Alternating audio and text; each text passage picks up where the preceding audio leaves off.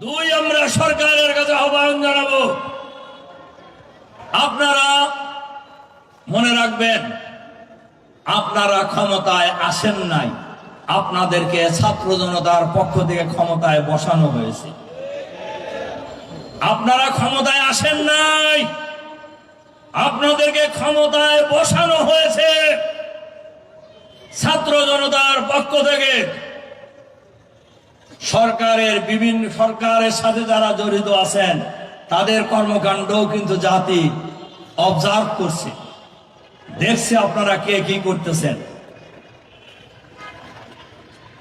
দুই, যে আহ্বান জানাবো, আপনাদের দায়িত্ব হলো প্রয়োজনীয় সংস্কার করে দেশকে নির্বাচনের দিকে নিয়ে যাওয়া। এজন্য আমরা আহ্বান জানাবো, আপনার প্রয়োজনীয় সংস্কার করতে কতদিন লাগবে, কি সংস্কার করবেন, এটা জাতিকে অবহিত করবে।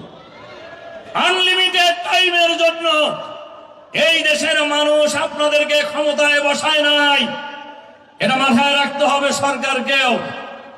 এজন্য কতদিনের মধ্যে সংস্কারের কাজ শেষ করবেন, কি কি সংস্কার করবেন, কতদিনের মধ্যে শেষ করবেন, এটা জাতিকে অবহিত করুন।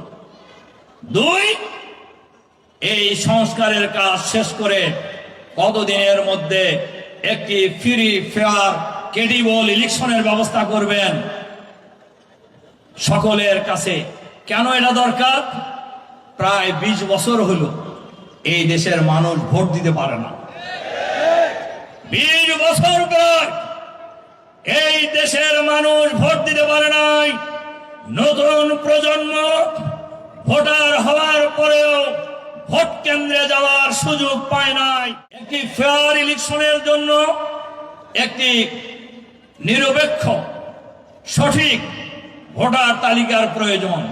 ভোটার তালিকা, নতুন ভোটার তালিকা করে নির্বাচনের দিকে যান, এটা আপনাদের দায়িত্ব।